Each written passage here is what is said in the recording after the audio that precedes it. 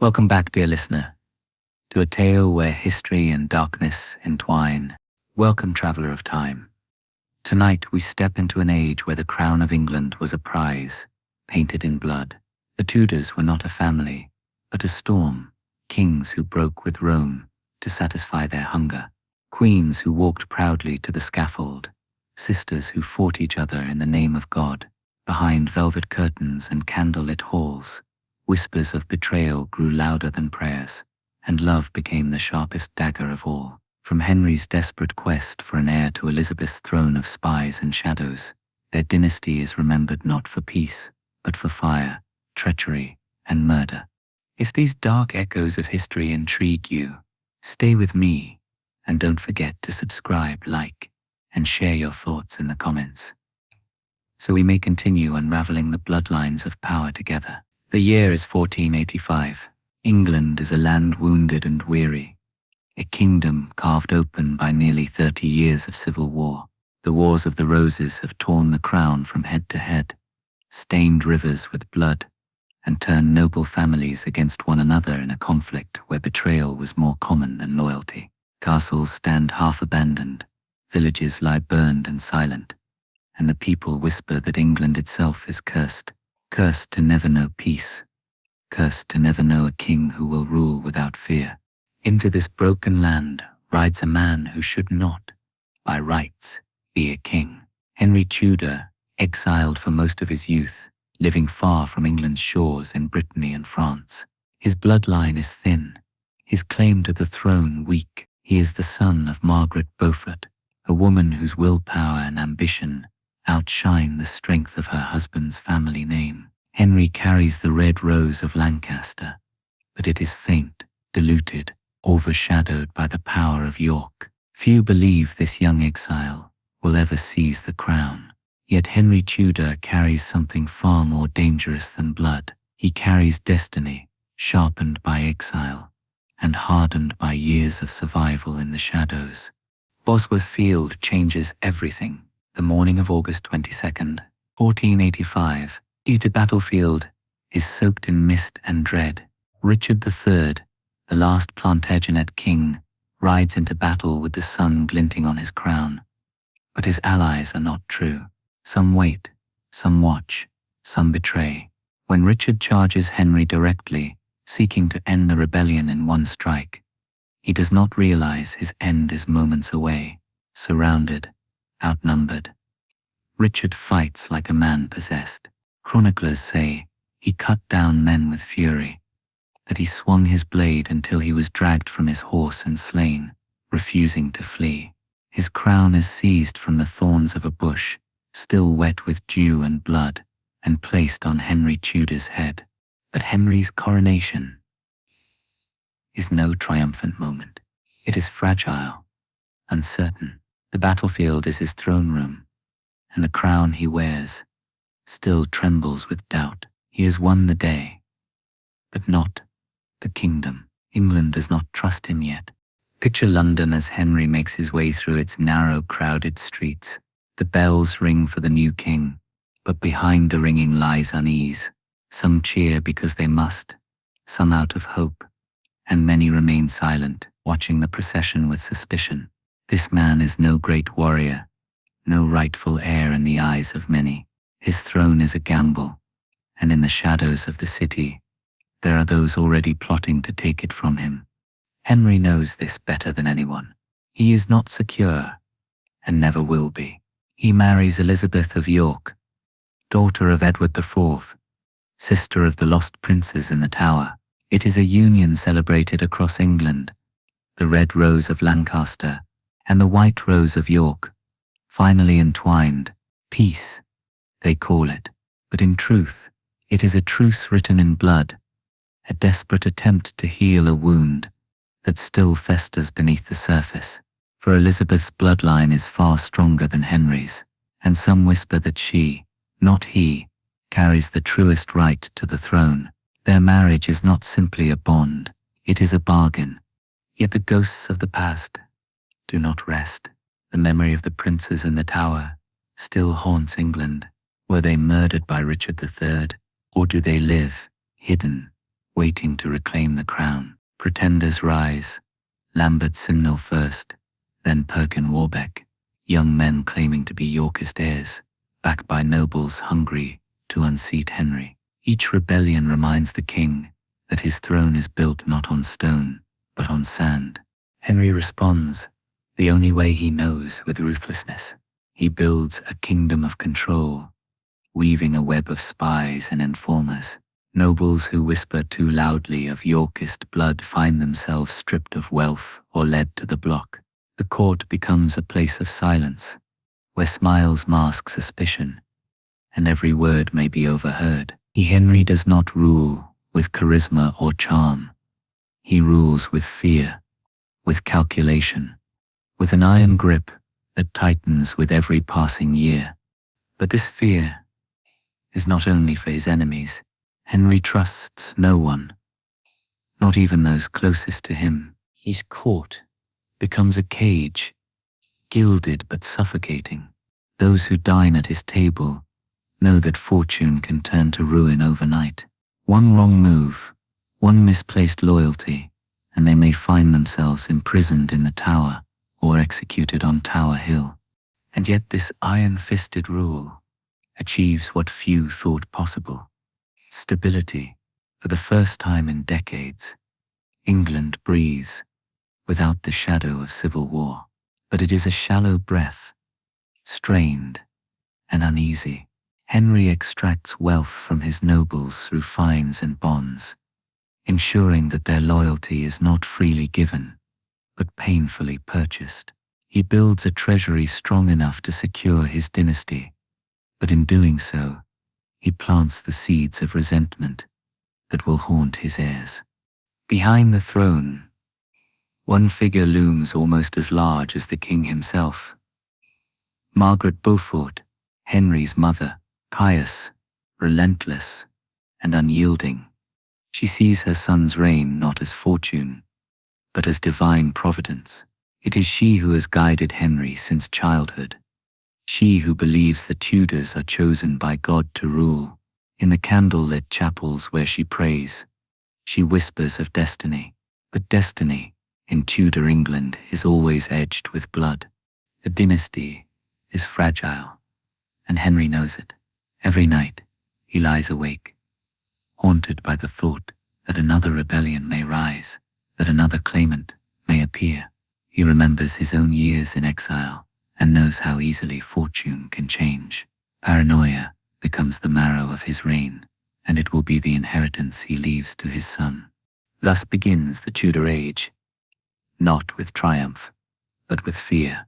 A dynasty forged not in peace, but in blood, bound together by fragile marriages, held aloft by suspicion, and shadowed by betrayal. From these uneasy beginnings will rise kings and queens whose names still echo through history: Henry VIII, Mary I, Elizabeth I, rulers who will turn England into a kingdom of fire and faith, but who will never escape the curse of their bloodline. The Tudors have claimed the throne, but every crown they wear will be bought with blood, and every throne they sit upon will tremble beneath them. The year is 1509. The bells of London toll as a new king takes the throne. The city bursts with celebration. For the young Henry VIII is everything his father was not. Where Henry VIII was cautious, suspicious, and tight-fisted, his son is radiant, athletic, golden-haired, and adored. At 18 years old, he shines like the very embodiment of chivalry. The people cheer wildly as he rides through the streets, his armor gleaming, his smile like the sun breaking through storm clouds. To his subjects, Henry VIII is hope reborn, a promise that England has finally cast off the shadow of fear and entered an age of glory. Chroniclers describe him as tall, handsome, broad-shouldered, a king who seems to carry not only a crown, but destiny itself. But beneath the music, beneath the cheers, there is something darker. For this is not just a king. This is a man whose appetites will shake the very foundations of his kingdom. His hunger is not only for food and wealth, but for women, for heirs, for power that no pope, No law, no God himself can deny him. At first, Henry appears the perfect monarch. He surrounds himself with scholars, poets, and musicians. His court glitters with pageantry, tournaments, feasts, and endless displays of magnificence. Foreign ambassadors leave England dazzled, reporting back to their kings that Henry is the very image of majesty. He marries Catherine of Aragon, the widow of his brother Arthur, sealing an alliance with Spain and binding himself to the Habsburg power. The marriage is celebrated as divine destiny, a union of two great Catholic kingdoms. Henry calls her the most beautiful creature in the world. Together they appear strong, united, a vision of peace. But within Henry burns an obsession, the desperate need for a son. For in Tudor England, no matter how strong a king may seem, his dynasty is nothing without a male heir. Henry fears the ghosts of civil war, the chaos that plagued his father's rise. Without a prince to inherit, his crown could once again become prey for rival claimants. And so Catherine's failure to provide him with surviving sons will set England on a path of destruction. The early years of Henry's reign are bright, but shadows creep in quickly. The king who once embodied chivalric glory soon reveals another face, violent, impulsive, and dangerous. He begins to rule not as a servant of the law, but as the law itself. Those who displease him are executed swiftly without mercy. Nobles who once mocked his father's parsimony now whisper that the young king's court is drenched in extravagance and blood. Henry's obsession with war fuels his hunger further. He dreams of reviving the glories of England's medieval conquests, of making himself a warrior king like Henry V at Agincourt. He drags England into costly campaigns against France, emptying his treasury in pursuit of fleeting victories. Behind the grandeur of his armies lies ruin, peasants taxed heavily, nobles bankrupted, and the king himself increasingly restless. The mask of the golden boy begins to crack. His charm is real, but fleeting. His smile can turn to fury in an instant. Those closest to him learn that Henry's favor is as dangerous as his anger. A jest too sharp, a word too bold, a loyalty that wavers for even a heartbeat, and a man might find himself in the Tower, awaiting the axe. Catherine of Aragon gives Henry one surviving daughter, Mary, but the lack of a son gnaws at him like a wound. He convinces himself that God has cursed their union, that his marriage to his brother's widow is unholy, and so begins one of the most infamous quests in history, Henry's pursuit of annulment, of freedom, of another chance to father a male heir. The Pope refuses, bound by the power of Catherine's nephew, Emperor Charles V of the Holy Roman Empire. But Henry VIII will not accept denial. He will not be bound by Rome, by law, by anything. He tears England away from the Catholic Church, declares himself the head of a new Church of England, and seizes the wealth of monasteries for his crown. Kings before him had feared the wrath of the Pope. Henry defies it, reshaping the very faith of his kingdom to suit his desire. This break is not simply a religious shift, it is a revolution. Centuries of tradition shattered, countless lives thrown into turmoil, all for the hunger of one man. Priests are forced to swear loyalty to the king instead of Rome. Dissenters are burned, and monasteries, centers of faith for generations, are torn apart brick by brick, their treasures poured into Henry's coffers.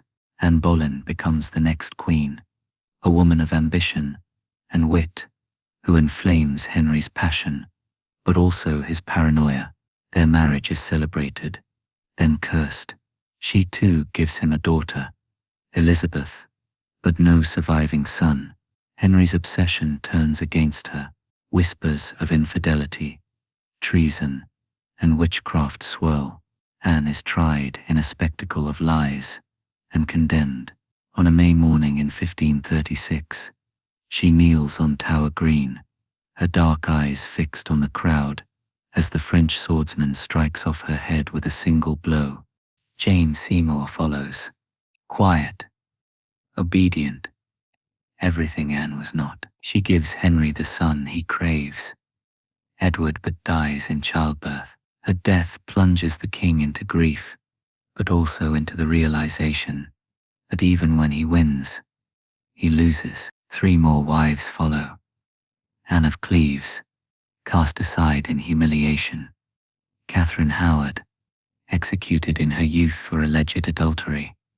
And finally Catherine Parr, who survives him. Each wife is a chapter in Henry's descent, from chivalric prince to monstrous tyrant, from golden boy to a man swollen, diseased and feared. By the end of his reign, Henry is almost unrecognizable. His once athletic body has grown massive and crippled by leg ulcers. His golden hair has thinned. His temper has worsened. His paranoia has become suffocating. Those who once adored him now live in terror of his moods. Yet his power is absolute. His break with Rome has remade England forever. His whims have ended lives, but also created legacies. Elizabeth, his daughter with Anne Boleyn, will one day inherit the throne and turn his blood-soaked dynasty into a golden age. Henry VIII dies in 1547, leaving behind a kingdom richer in power but poorer in peace, a realm transformed and unsettled. He leaves behind a son, Edward, a sickly boy. He leaves behind daughters, Mary and Elizabeth, who will soon turn from sisters to rivals, and he leaves behind a legacy of tyranny, obsession, and blood. Henry VIII began as England's hope, the Golden Prince of Europe, but his reign became one of fire and fear, where marriage was a battlefield, faith was a weapon, and blood was the price of ambition. The people who once cheered his youth now whisper of the monster he became. This is the curse of Henry Tudor, that in his quest for sons, he left England with daughters who would fight in his shadow, and a dynasty forever marked by betrayal. Henry VIII's reign is not only the story of one king, but of 6 women drawn into his orbit, raised to crowns, and broken by his hunger for sons and power. Each queen carried the hope of a dynasty, and each became a victim of the very throne she touched. Their lives do not stand apart. They form a chain of fates, each linked to the next, each shadowing the one who came before. It begins with Catherine of Aragon. She was a Spanish princess, first married to Henry's older brother, Arthur. When Arthur died young, Catherine was left a widow in a foreign land. Years later, she wed Henry, uniting Spain and England in a powerful bond. At first, their marriage was one of harmony. Catherine was admired, learned, devout, resilient. She gave Henry a daughter, Mary, but no son lived beyond infancy. As years passed, Henry's disappointment hardened into obsession. He convinced himself their union was cursed, that God had punished him for marrying his brother's widow. When Henry demanded annulment, Catherine stood firm. Before judges and bishops, she declared, "I am his true wife, and always will be." She refused to surrender her crown, refused to betray her daughter's legitimacy. Henry cast her aside, exiled her from court. She died alone in a draughty castle, a queen stripped of power, but unbroken in spirit. In Catherine's place rose Anne Boleyn. She was everything Catherine was not: young, witty, ambitious. Anne refused to be Henry's mistress. She demanded a crown to possess her. Henry broke with Rome, tore his kingdom from the Pope, and made himself head of the Church of England. For Anne, he risked excommunication, rebellion, and damnation. At first, she seemed victorious. In 1533, she became queen, crowned in a dazzling ceremony. But when she bore him a daughter, Elizabeth, instead of a son, Henry's passion turned to suspicion. Court whispers branded her proud, manipulative, even a witch. Accusations of adultery and treason mounted. In May 1536, Anne was condemned in a trial poisoned with lies. She climbed the scaffold within the tower, her neck bowed beneath the sword. One stroke ended the woman who had remade a kingdom. Henry did not wait long to wed again. Jane Seymour, gentle and obedient, soothed him after Anne's storm. She gave Henry what he craved most, a son, Edward, but her triumph cost her life. Days after Edward's birth, Jane died of fever. Henry mourned her deeply, calling her his true wife. Though he had shared such vows twice before, Jane became the sainted queen of his memory, the only one to give him the heir he sought. Yet Henry's ambitions never rested. For politics, he married Anne of Cleves, a German princess whose portrait promised beauty. But when Henry met her, he recoiled, calling her a Flanders mare. Their marriage, never consummated, was annulled within months. Unlike others, Anne escaped his wrath. She accepted her fate with grace, remained in England, and lived comfortably as the king's sister. She alone walked away from Henry's side, with her head intact. But fate was cruel to the next. Catherine Howard, barely more than a girl, caught Henry's eye. Lively, careless, and reckless, she reignited the pride of a king already aged and swollen with disease. But she was careless with her secrets. Rumors of past lovers and whispers of betrayal reached Henry. In a blaze of fury, he condemned her. In 1542, Catherine walked to the block, her voice trembling, as she confessed she would rather have died, the wife of her true love, than the Queen of England. She was not yet 20 when the axe fell. The last was Catherine Parr.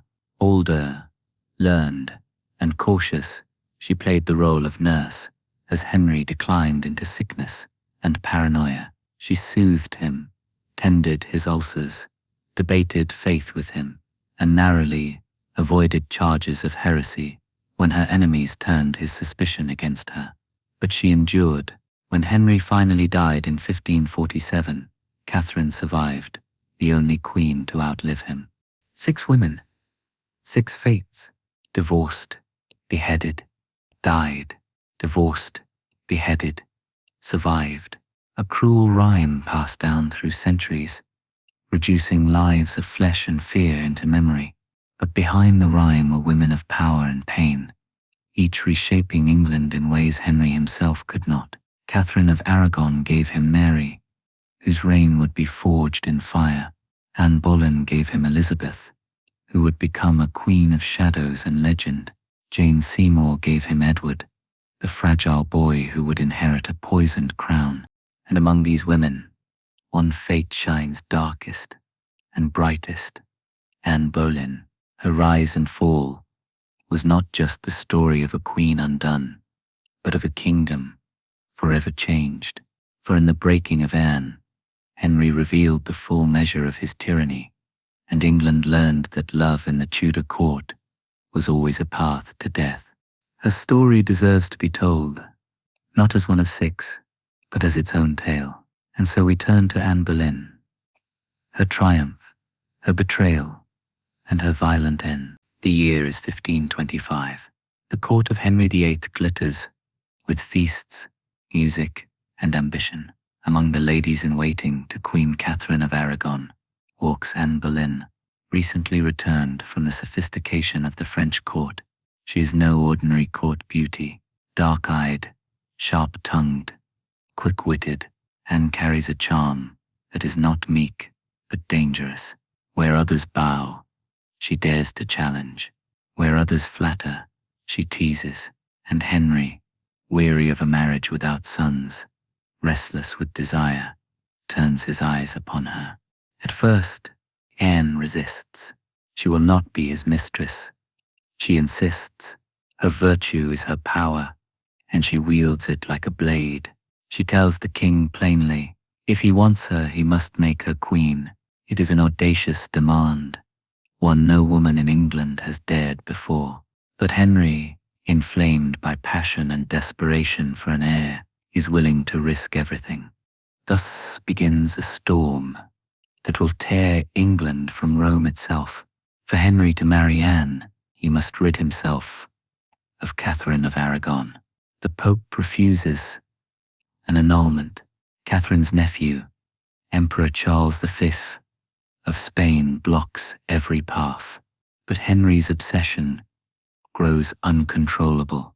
He declares himself supreme head of the Church of England, shatters centuries of Catholic unity, and crowns himself master of faith and crown alike. Monasteries are stripped, priests forced to bend, and those who resist, like Sir Thomas More, are sent to the scaffold, all for Anne Boleyn. In 1533, the triumph arrives. Anne is crowned queen in a dazzling procession through London, her belly already swelling with promise. The people watch with awe, but also suspicion. Many still see Catherine as the rightful queen. Still, Henry beams with pride, certain that Anne carries the long-awaited son. But when the child is born, it is a girl, Elizabeth. The court forces smiles, but Henry's disappointment is clear. He tells himself more sons will follow. But Anne suffers miscarriages, one after another. Each loss drives a wedge deeper between them. At first, Anne remains powerful. She is bold, outspoken, even quarrelsome. She meddles in politics, champions reformers, mocks Henry's advisers. She is no silent queen, and this makes her dangerous. Henry, once enchanted by her fire, now finds it intolerable. Whispers begin that she is too proud, too ambitious, that she has bewitched the king. Enemies at court, eager to see her fall, sharpen their daggers in the shadows. Chief among them is Thomas Cromwell, Henry's trusted minister, once her ally. Now he sees her as an obstacle to his power. By 1536, the storm breaks.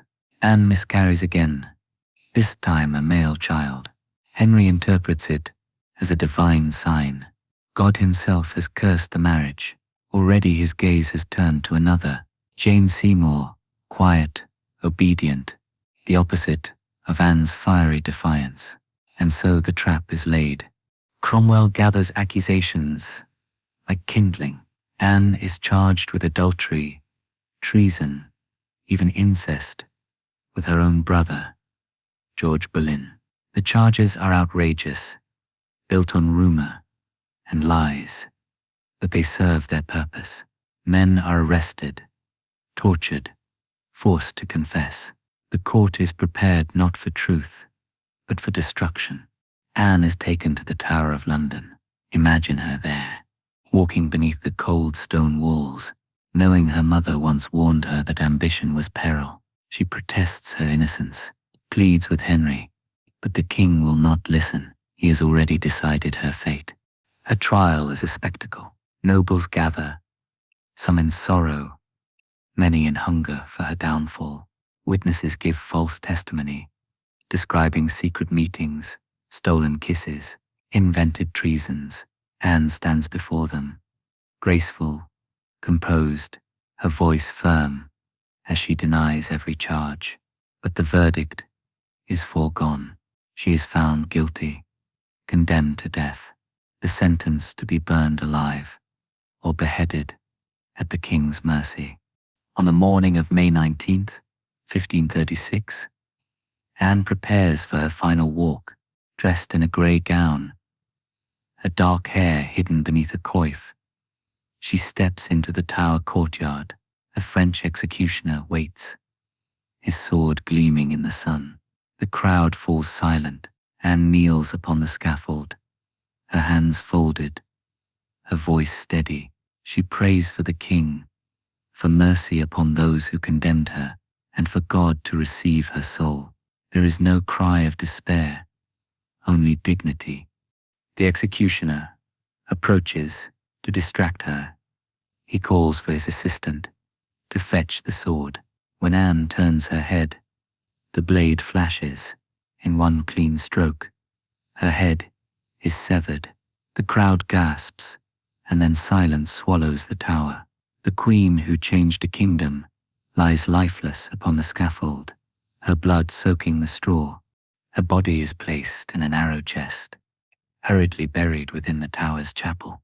No grand tomb, no royal honours, only a whispered memory, a warning written in blood. Yet Anne's legacy does not die with her. For the daughter she bore, Elizabeth, will one day rise to the throne, greater than Henry ever dreamed, and the church Henry built to marry her will endure for centuries. Anne's fall was brutal, but her shadow stretches long across history. Henry, within days, weds Jane Seymour. The court moves on. The page is turned, but the ghost of Anne Boleyn never leaves him. He once tore his kingdom apart for her. He destroyed her for failing him.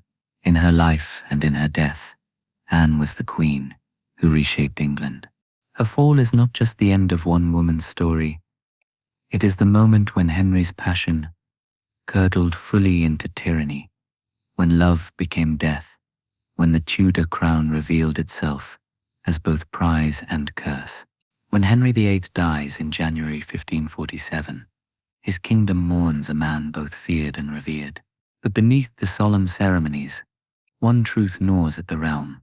He leaves behind not strong heirs, but fragile children. A boy of 9, Edward; a daughter disinherited and scarred, Mary; another daughter, Elizabeth, clever but tainted by whispers of bastardy. Henry's obsession with succession has consumed 6 wives, reshaped a church, and drowned England in blood. And yet the Tudor future stands on the edge of ruin. The first crown falls to Edward VI, pale, thin and delicate. The boy is hailed as a miracle child, the long-awaited prince his father bled the kingdom to have. Yet he is only 9 years old, too young to rule, too weak to command. Around him, vultures circle. His uncle, Edward Seymour, Duke of Somerset, seizes power as Lord Protector. He cloaks his ambition in piety, promising to guide the boy king and advance the Protestant faith. England trembles under change. Here the Mass is stripped from churches, altars smashed, saints defaced. Latin prayers give way to the English tongue, and the Book of Common Prayer becomes law. For reformers, it is a triumph. For Catholics, a nightmare. Rebellions erupt in the West Country, where peasants demand the old Mass, and in Norfolk, where the dispossessed rise against landlords. The land convulses with fear, famine and fire. Somerset, once the good duke, proves weak, unable to control the storm. Into this vacuum steps John Dudley, Duke of Northumberland, ruthless, ambitious, and cunning. He topples Somerset and becomes the new master of government. Edward, though frail, is zealous in faith. He dreams of making England a fortress of Protestantism, a light against Rome. But his body betrays him. Tuberculosis wastes him away. By 1553, he is coughing blood, his bones fragile, his body failing. He is not yet 16. In desperation, Edward and Northumberland devise a plan to prevent Catholic Mary from succeeding. They turn to Lady Jane Grey, Edward's cousin. Jane is only 15, scholarly, devout, and unwilling, but she is married to Northumberland's son, and her blood is Tudor enough to serve the plan. On Edward's death, Jane is proclaimed queen. Imagine the scene: a slight, pale girl, trembling as the crown is placed upon her head. She never sought it, yet suddenly she is Queen of England. But her reign lasts only 9 days. Across the realm, the people rise not for her, but for Mary Tudor, the daughter of Catherine of Aragon, the wronged Queen Henry cast aside. Mary, already 40, childless, unmarried, but with the blood of a true heir, marches to London. With supporters swelling by the thousands, the city gates open, and the tide turns. Jane is deposed without a battle. Her fate is sealed, imprisoned in the Tower. She waits, praying, her youth and innocence, no shield against politics.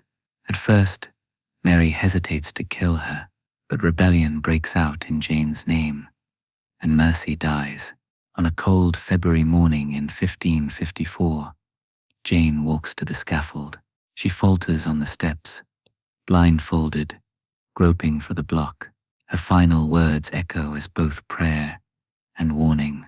Lord, into thy hands I commend my spirit. The axe falls, and with it, the hope of a Protestant puppet queen. Now the crown belongs to Mary Tudor. She has waited decades, endured humiliation, exile from court, and her mother's disgrace. At last, she is queen, the first crowned queen regnant in English history. The people cheer, believing her reign will bring justice. But Mary carries wounds too deep to heal. She remembers her mother cast aside, herself declared illegitimate, her faith mocked. Her rule becomes vengeance, dressed as devotion. She weds Philip of Spain, binding England to the might of Catholic Europe.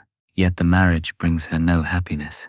Philip is distant, cold, more king of Spain than consort of England. Mary believes herself pregnant twice, but both swellings end in nothing. Phantom pregnancies that shatter her hopes of an heir. Her pain turns outward, fueling her zeal to restore the old faith. The burnings begin. Bishops, priests, and humble men and women are dragged to trial for heresy. Refusing to abandon Protestant faith, they are condemned. At Smithfield and Oxford, pyres crackle, flames consume the bodies of those who resist. The screams of martyrs pierce the air, their ashes scattered on the wind. In 5 years, nearly 300 souls burn. The people, once loyal, begin to whisper her name with fear. Bloody Mary. Her reign grows heavy with failure. Her war with France ends in disaster. Calais, England's last foothold on the continent, is lost forever. When I die, she laments, you will find Calais engraved upon my heart. In 1558, weakened and broken, Mary dies, childless, unloved, and haunted by the fires she lit. The crown passes again, this time to Elizabeth, the daughter of Anne Boleyn, the Queen Mary despised. Elizabeth has survived by silence and caution, watching her siblings' reigns from the shadows. Now at 25, she inherits not just a throne, but a kingdom scarred by fire and faith, where her father left blood and fear, and her sister left ashes. Elizabeth will need to weave survival into legend. But that is the story yet to come. For now the Tudors are a dynasty of children. Edward, who died too soon. Jane, who never wanted the crown. Mary, who ruled in fire and sorrow. Their fates are the legacy of Henry's obsession. His hunger for a son gave England not peace but daughters scarred by betrayal. A boy too fragile to reign, and a dynasty forever trembling on the edge of collapse. The year is 1553. The bells of London ring out, and for the first time in English history, a woman is crowned not as consort, but as sovereign. Mary Tudor, eldest daughter of Henry VIII and Catherine of Aragon, rides through the city on a wave of triumph. Crowds cheer, banners rise, and the people cry her name. Mary, Mary, our rightful queen. After years of humiliation and exile, she claims the throne that was once denied to her. For a moment she stands as both victor and vindication. But beneath the celebration lies tension. Mary is already in her late 30s, unmarried and childless. She is a Catholic in a realm reshaped by her father's break with Rome and her brother Edward's Protestant zeal. Her claim to the throne is not only political, but spiritual. She believes herself chosen to restore England to the old faith, to wash away the sins of schism, to honor her mother's memory. Her reign will not be one of compromise, it will be one of fire. Mary begins her rule with gestures of mercy. She releases prisoners, pardons rebels, and promises justice. The people welcome her as the daughter of Catherine, the wronged queen. Yet soon, her vision hardens. To secure her throne, she must marry. Suitors are proposed, English nobles, foreign princes, but Mary's choice shocks her kingdom. She weds Philip of Spain, son of Emperor Charles V, nephew of her beloved mother. To Mary, it is a holy union, a Catholic alliance that will strengthen her faith and give her the heir she desperately craves. But the marriage stirs fury. The English fear being swallowed by Spain, reduced to a vassal of the Habsburg Empire. Rebellions flare. In Kent, Thomas Wyatt raises men to oppose the match, declaring that England must not be ruled by a Spanish king. The rebellion fails, but the warning is clear. Mary's marriage divides her people. Her hopes turn inward, to her womb. Soon after the wedding, Mary believes herself with child. Yes. The court prepares, bells are cast, letters are written to announce the birth of a prince. But months pass, her belly swells, and then, nothing. No child comes. It is a phantom pregnancy, a cruel trick of body and mind. The court whispers, the people doubt, and Mary's heart shatters. Years later, she believes herself pregnant again, but once more the promise dissolves into emptiness. She will never bear an heir. Her sorrow turns to faith,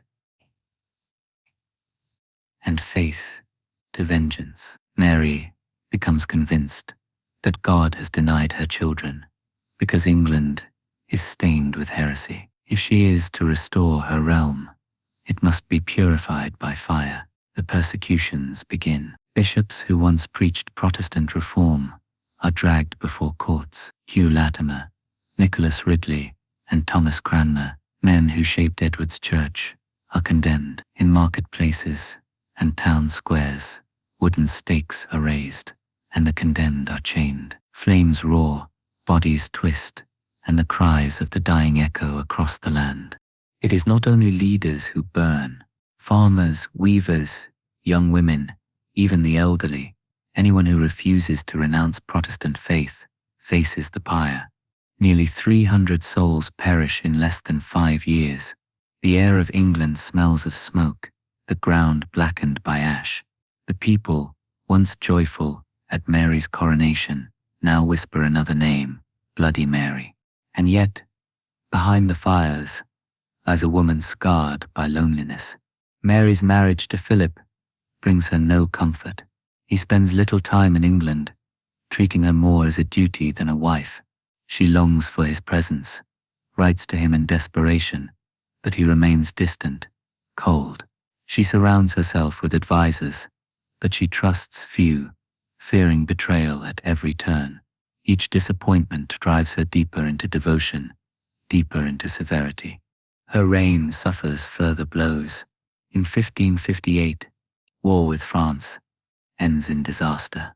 Calais, England's last possession on the continent, falls after centuries of English rule. When I die, Mary laments, you will find Calais engraved upon my heart. It is not merely a loss of land, but a symbol of decline, a wound to national pride. By the autumn of that same year, Mary's health begins to fail. She grows pale, weak, consumed by fever and sorrow. She has no child, no heir, no husband at her side. On November 17th, 58, Mary dies quietly, abandoned by the hopes that once crowned her. She is 42 years old. Her body is laid to rest in Westminster Abbey, but her legacy is fire and shadow. She is remembered not for her mercy, not for her courage in seizing the throne, but for the pyres she lit. To her enemies, she is Bloody Mary. To her faithful supporters, she is the daughter who avenged her mother, the queen who tried to heal a kingdom torn by her father's sins. History would not be kind to her, but in her heart, she died believing she had served God's will. With Mary's death, the crown passes to her half-sister, Elizabeth, daughter of Anne Boleyn, the very woman Mary despised. And so, in a twist of fate, the child of the queen beheaded rises to rule after the queen who burned. Mary's reign is a chapter of sorrow, a story of faith twisted into fire, of hope drowned in ashes. She sought to restore the old world, but instead, she forged the path for the new. For in the fires of Bloody Mary, Elizabeth would find both warning and power. And with Elizabeth, the Tudors would reach their most dazzling and most dangerous hour. The year is 1558. Mary Tudor, broken by failure and sorrow, lies in her grave. Into the silence steps her half-sister, Elizabeth, 25 years old, sharp-eyed, cautious, and scarred by survival. She has spent her life in the shadows of others. The daughter of Anne Boleyn, the queen beheaded for ambition, the bastard child declared illegitimate by her own father, the prisoner locked in the tower by her sister. Yet now, against every expectation, she wears the crown of England. The people cheer as she rides through London on her coronation day.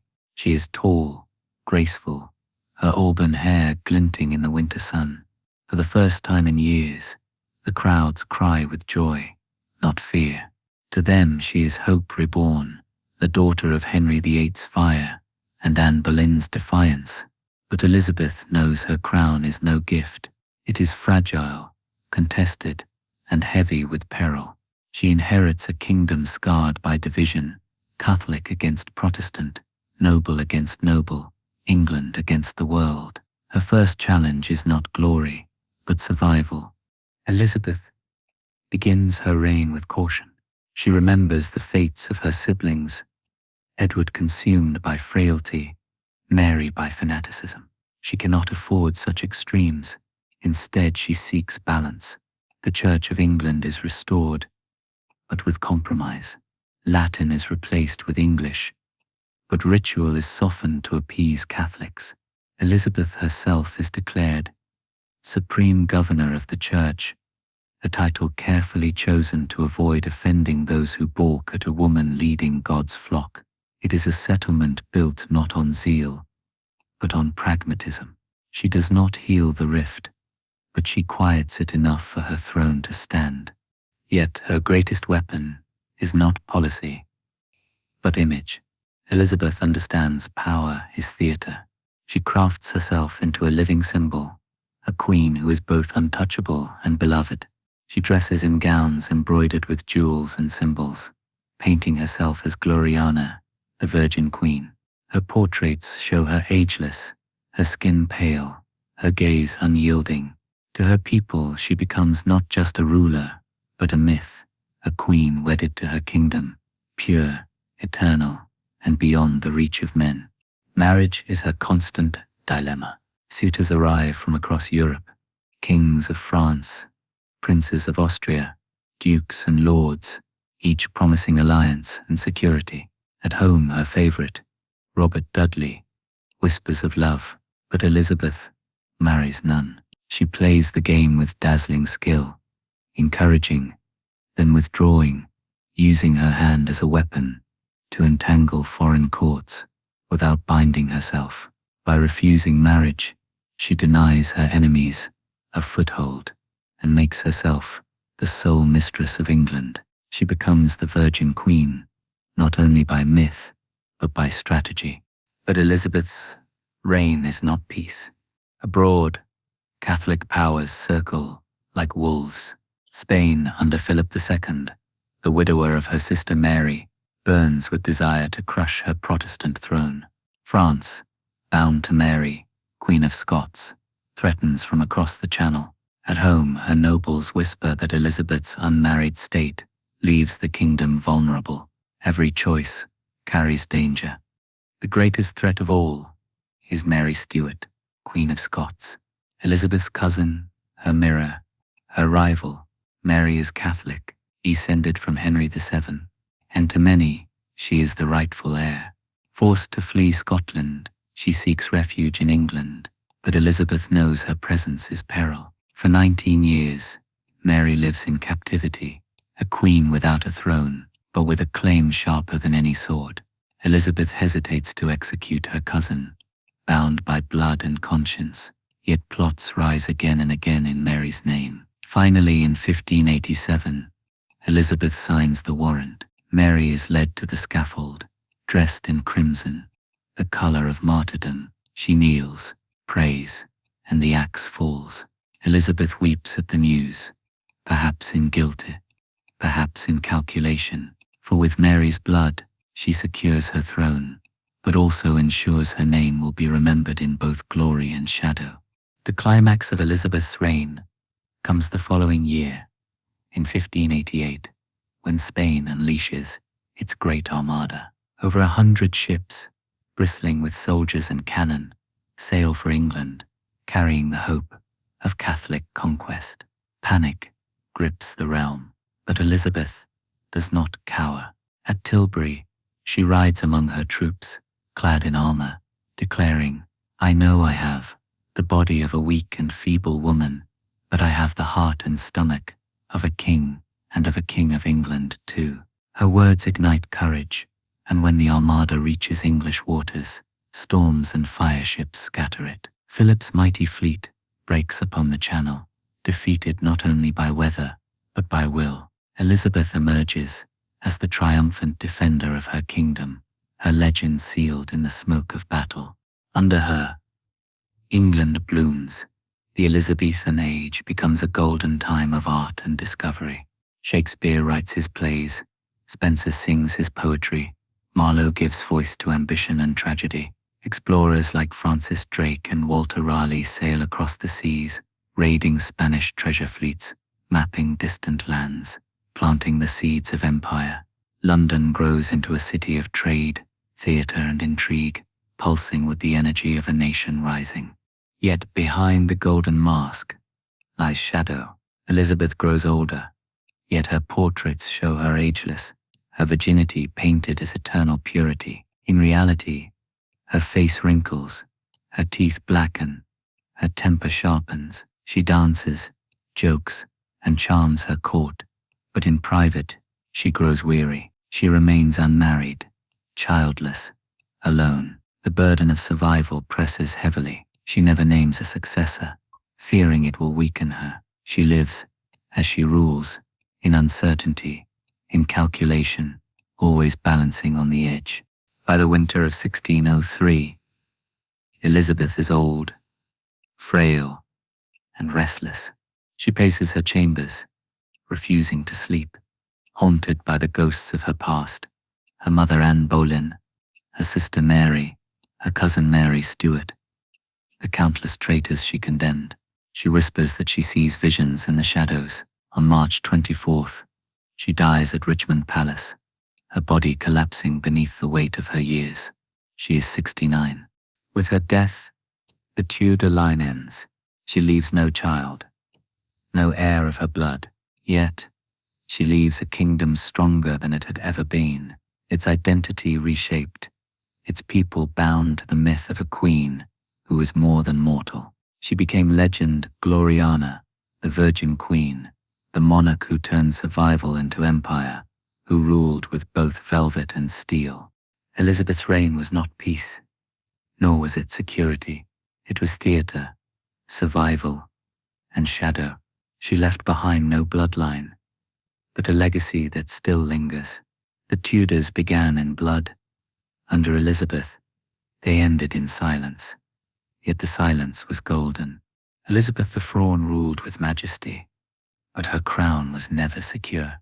Beneath the pageantry of her court, beneath the poetry and music of her golden age, her throne rested on a knife's edge. For every loyal subject, there was a conspirator.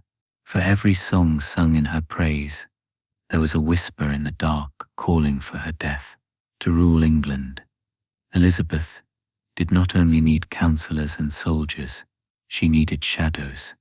Elizabeth's reign glittered with triumph, the Armada broken, the theatres of London alive with poetry and song, her image painted as eternal and divine.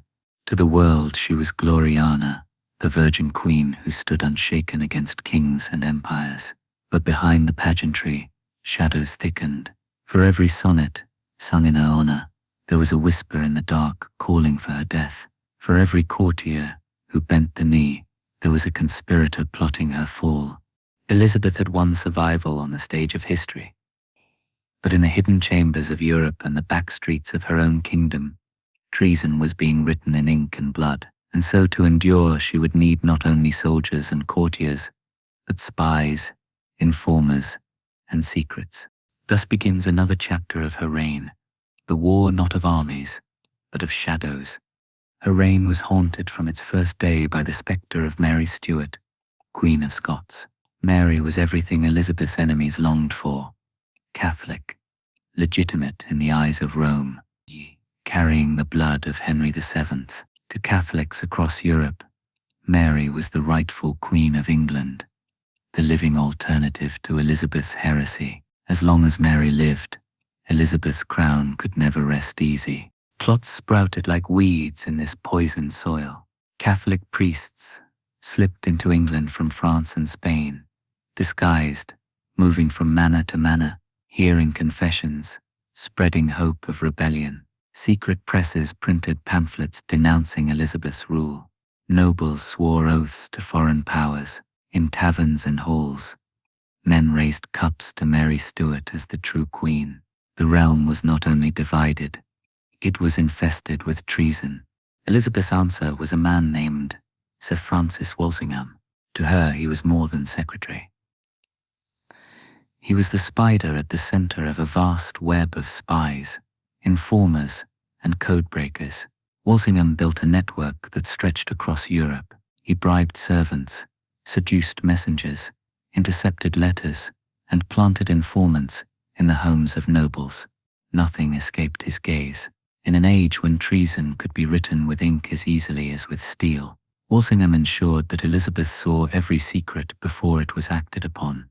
The greatest of these conspiracies was the Ridolfi plot of 1571. An Italian banker, Roberto Ridolfi, carried a scheme to marry Mary Stuart to the Duke of Norfolk and overthrow Elizabeth with Spanish support. Walsingham's men uncovered it before it could take root. Norfolk was sent to the block, his head severed on Tower Hill. Mary remained alive, but the shadows thickened. Next came the Throckmorton plot of 1583, woven from threads of Spanish invasion and Catholic rebellion. Once more, Walsingham's spies penetrated the plan, seizing letters hidden in cipher. The conspirators were executed, their entrails burned before the crowd, their names erased by fire. Mary, though implicated, was still spared. Elizabeth hesitated, unwilling to set a precedent of executing a fellow queen, but hesitation was a luxury treason would not allow. By 1586, the Babington plot pushed hesitation aside. Anthony Babington, a young Catholic noble, conspired to free Mary and assassinate Elizabeth. Walsingham watched patiently, allowing the plot to ripen. Letters were smuggled to Mary in beer barrels, written in cipher, but every letter she received, every answer she gave, was already in Walsingham's hands. When she finally approved the plan to kill Elizabeth, the net closed. Babington and his conspirators were hanged, drawn and quartered in grisly spectacle, and Mary Stuart, queen without a throne, was condemned. Elizabeth wept at the thought of executing her cousin. For 19 years, she had kept Mary alive, fearing the stain of regicide, but the shadows allowed no mercy. In February 1587, Mary was led to the scaffold at Fotheringhay Castle, dressed in crimson. She prayed aloud, her voice steady. The axe fell, clumsy and cruel, striking twice before severing her head. When the executioner lifted it, the crowd gasped as her lips still moved, whispering prayers. With Mary's blood, Elizabeth destroyed the heart of treason, but also gave her enemies a martyr. Even with Mary gone, the shadows did not fade. Priests continued to slip into England, trained in secret seminaries abroad, hunted like animals by Elizabeth's men. They said mass in hidden chambers, carried coded messages, and urged rebellion. Captured, They were tortured on the rack, their bones wrenched, their flesh broken, until they confessed. Many were hanged, drawn and quartered, their bodies nailed to city gates as warnings. The price of treason was death, a death meant to terrify. But Elizabeth's survival was not only blood and fear, it was theatre. Each plot revealed became a stage play in which she emerged as both victim and savior. When traitors were tried, the Queen's name was invoked as the beloved mother of the realm. When spies uncovered conspiracies, she was shown as divinely protected. Treason in the shadows became power in the light. Still, the Queen was never free of fear. Each banquet, each procession, each mass was shadowed by the thought of the assassin's blade or the poisoned cup. She lived in splendor, but also in suspicion. Even her closest courtiers were not fully trusted, for Elizabeth understood the truth of power. Crowns are not secured by love alone, but by vigilance, and vigilance is born in fear. As her reign stretched into its later years, Elizabeth's web of spies became as famous as her throne. Walsingham died in 1590, but his system endured, a legacy of shadows that outlived the man himself. It was this network that allowed Elizabeth to rule for 45 years, through storms, wars, and endless conspiracies. She did not rule only with armies or parliaments. She ruled with silence, with secrets, with shadows. And so, the Virgin Queen became not just a monarch of splendor, but a mistress of survival. Every plot uncovered, every traitor executed, every whisper silenced, was another step in her long dance with death. Treason was the constant drumbeat of her reign, and it was in the shadows that Elizabeth proved most powerful. Elizabeth's throne was won in shadows, but it was tested in fire. For while spies and secrets kept daggers at bay, armies and navies decided the fate of kingdoms. Her reign, celebrated as a golden age of theatre and discovery, was also an age of ceaseless conflict. Wars that stretched from the stormy waters of the English Channel to the battlefields of France and the ravaged fields of Ireland. The greatest enemy was Spain. Philip II ruled the mightiest empire of the age. His ships carried silver and gold from the Americas. His armies marched across Europe, and his power was sanctified by the Pope himself. To him, Elizabeth was an insult to God, a heretic queen who had defied Rome, executed a Catholic monarch in Mary Stuart, and mocked Catholic power with Protestant defiance. For years, tension simmered. English privateers, encouraged by Elizabeth, though never openly, plundered Spanish treasure fleets. As Francis Drake circled the globe, striking at Spain's richest ports and returning to London with holds filled with stolen gold. Philip seethed. Each raid was not just theft, but humiliation. And when Mary Stuart was executed in 1587, the final restraint snapped. Philip vowed to end Elizabeth's reign, not with whispers, but with war. The following summer, the horizon darkened with sails. The Spanish Armada, over 130 ships, bristling with cannon, carrying 30,000 men, advanced toward England. It was more than a fleet. It was a floating city, a crusade, a holy mission to overthrow Elizabeth and restore Catholic rule. Imagine the fear in England as news spread. Church bells rang, beacons blazed on every hill, and villagers armed themselves with pikes and muskets. The nation braced for invasion. Yet Elizabeth did not hide. At Tilbury, she rode among her troops in armor, her voice strong despite her slender frame. "I know I have the body of a weak and feeble woman," she declared, "but I have the heart and stomach of a king, and of a king of England too." Her words turned fear into fire. Soldiers cheered, ready to die for their queen. The battle was chaos and fury. The Spanish hoped to join with the Duke of Parma's army in the Low Countries. then march on London. But the English navy, smaller yet faster, harried the Armada with daring maneuvers.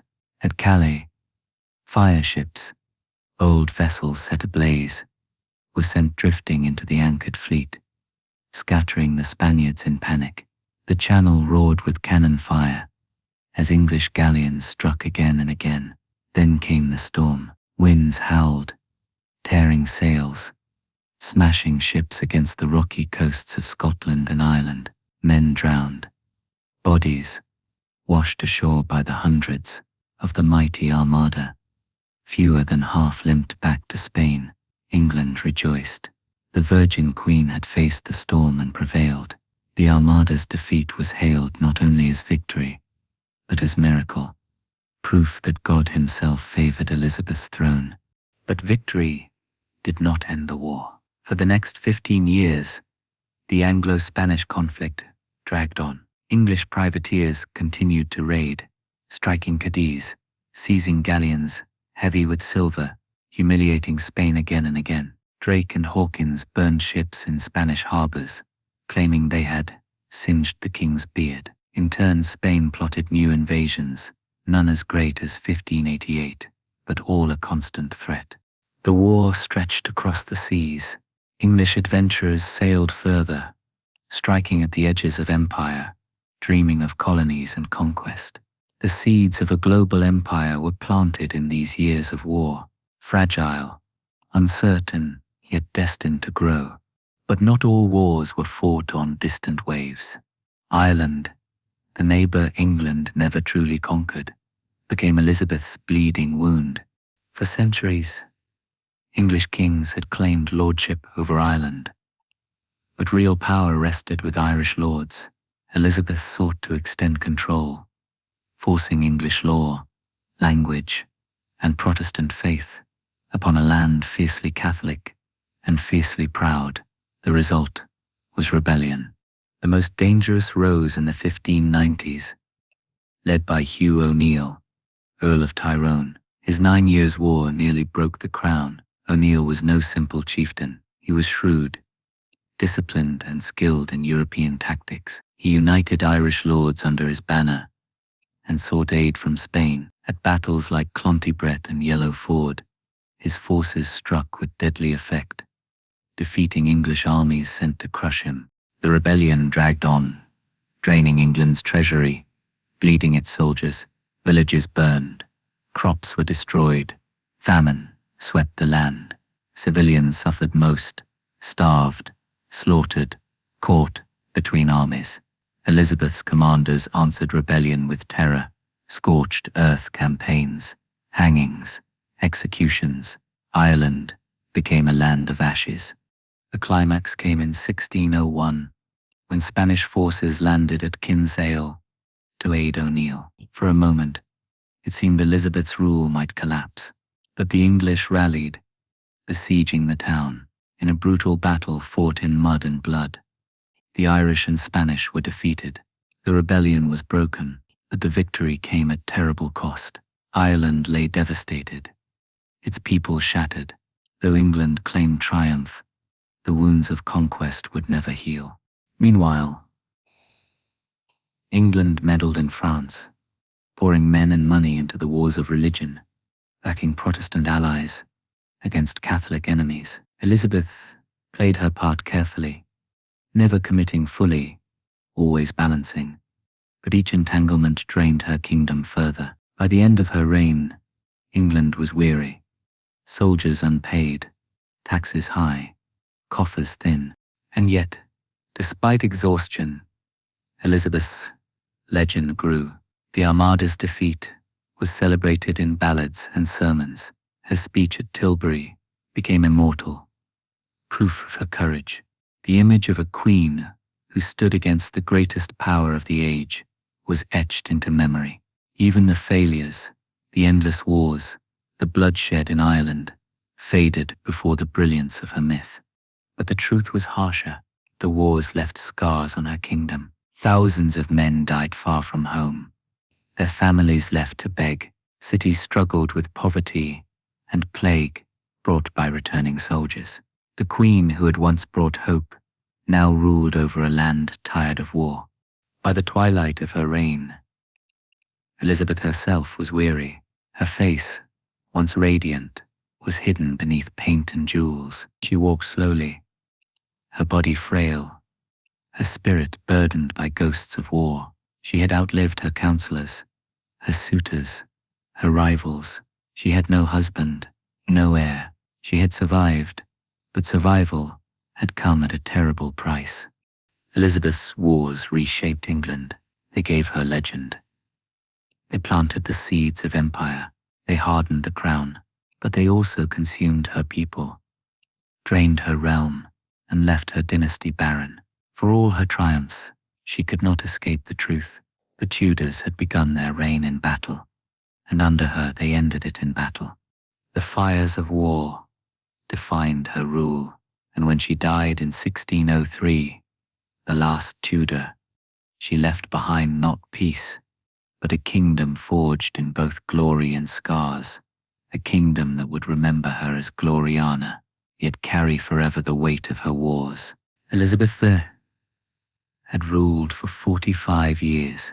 For nearly half a century, she had outwitted enemies, survived wars, and forged an image that burned brightly across Europe. Yet no brilliance lasts forever. By the turn of the 17th century, the Virgin Queen was fading, her body frail, her court weary, and the Tudor line running out of time. Her chambers grew dim and cold. Courtiers whispered that she rarely slept, standing long into the night, rather than lie in her bed, as though she feared death would seize her the moment she closed her eyes. The once sparkling queen now sat in silence, her face painted in layers of white, her hair replaced by a wig of burnished red. Beneath the jewels and pearls, she was a woman of 70 years, worn down by loss and solitude. One by one, her counselors and friends had died.